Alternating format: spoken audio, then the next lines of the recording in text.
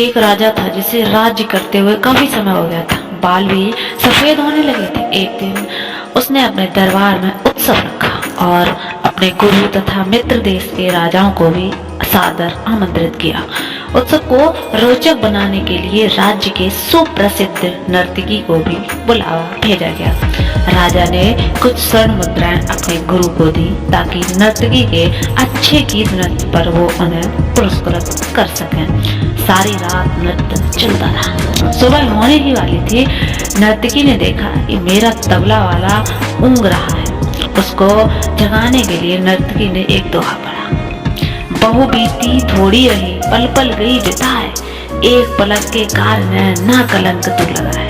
अब इस दोहे का अलग अलग व्यक्तियों ने अलग अलग अपने अनुरूप अर्थ निकाला।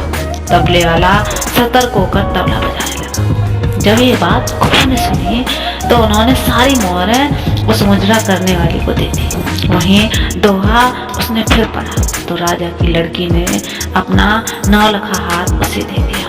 उसने फिर वही दोहा दोहराया तो राजा के लड़के ने अपना मुकुट उतार कर उसे दे दिया। वही दोहा बार बार दोहराने से राजा ने क्या क्या दे दिया।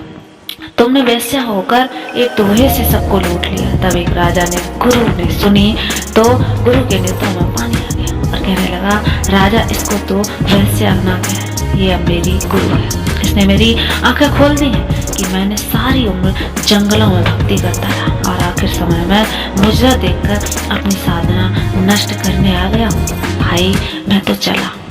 राजा की लड़की ने कहा, आप मेरी शादी नहीं कर रहे थे। आज मैंने आपके महावत के साथ भागकर अपने जीवन बर्बाद कर लेना है। इसने मुझे सुमति दे दी है, क्यों अपने पिता को कलंकित करती है। राजा के इस लड़के ने कहा, आप मुझे राज नहीं दे रहे थे, मैंने आपके सिपाहियों के साथ मिलकर आपका कत्ल करवा देना था। इसने समझाया कि आखिर राजा तो तुम्हें ही मिलना है, क्योंकि अपने पिता के खून का कलंक अपने सिर लेते हो।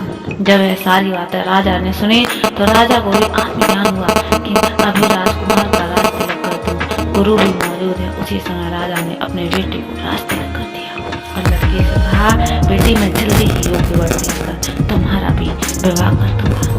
यह सब देखकर मुजरा करने वाली नर्तकी ने कहा कि मेरे एक दोहे से इतने लोग सुधर गए, मैं तो ना सुधरी।